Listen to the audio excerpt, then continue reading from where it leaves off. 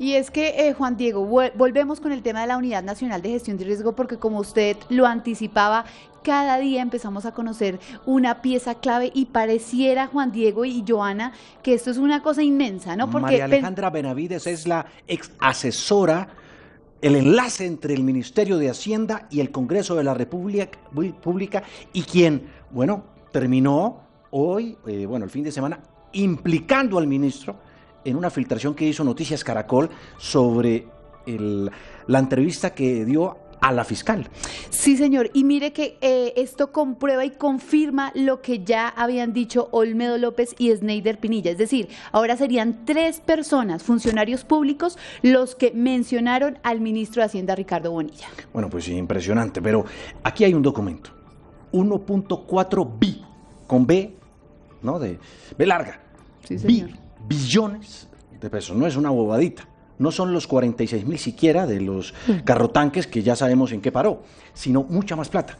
Sí, señor, justamente tenemos ese documento aquí en W Sin Carreta que comprueba que en esas fechas, que fue el 11 de diciembre, previamente a esas fechas, el ministro de Hacienda autorizó por solicitud de Olmedo López el desembolso de 700.000 millones de pesos. Yo no participaba, yo estaba ahí porque el ministro me lo pedía.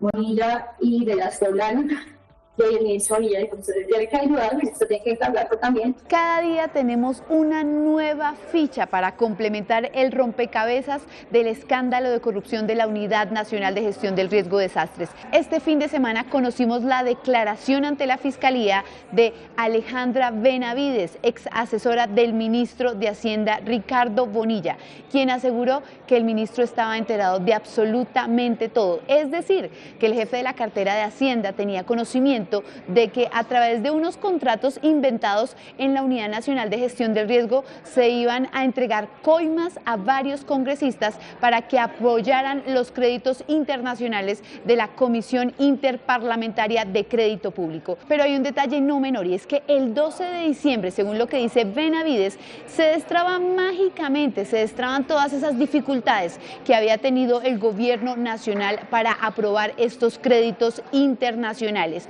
Para mí es importante que ustedes sepan que el 12 de diciembre a las 7 de la mañana había una interparlamentaria citada.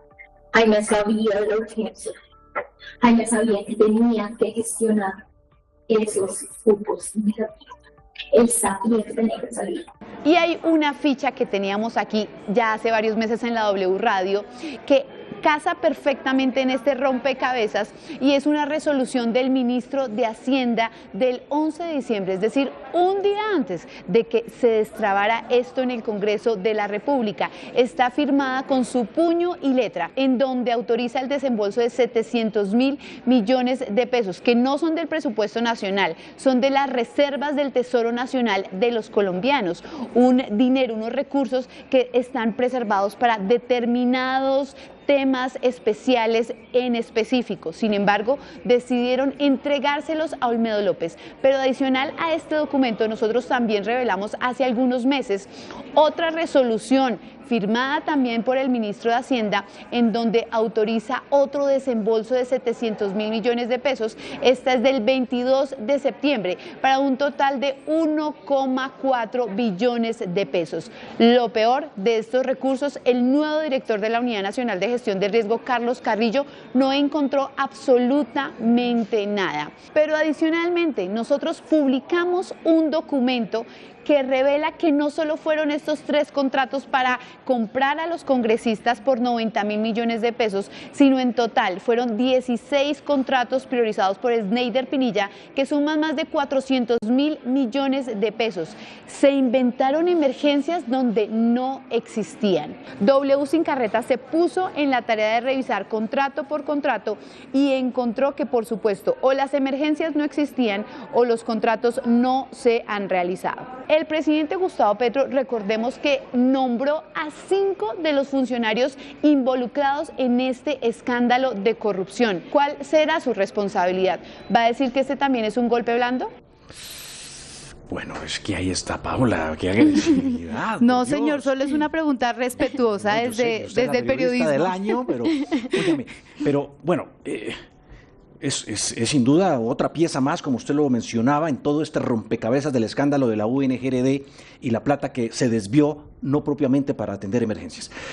Óigame, ¿y qué pasó con los congresistas? Porque muchos de ellos, dentro de las que está Karen Manrique, representante a la Cámara, hoy estuvieron en la Corte. Sí, señor, hoy estuvieron en la Corte. El abogado justamente de Karen Manrique dijo que ella no había recibido esos dineros, que ella no tenía ni idea de estos contratos, y en los últimos minutos, Juan Diego, conocimos que justamente ya renunciaron a ser parte de esa Comisión Interparlamentaria de Crédito Público. Que ella y otro congresista, ¿no? Sí, señora, y Guadid Mansur, que también está siendo investigado por la Corte. Y esa Comisión de Crédito Público es la que supuestamente el ministro Bonilla quería enmermelar para agilizar y priorizar estos contratos y que aprobaran lo que quería el gobierno, algo así. Sí, señor, esa es la misma comisión en donde los congresistas tenían que aprobar los créditos internacionales que estaba pidiendo el gobierno del presidente Gustavo Petro, y allí es donde se da todo este entramado, según los denunciantes, de corrupción. Pero el presidente Petro salió en defensa del ministro de Hacienda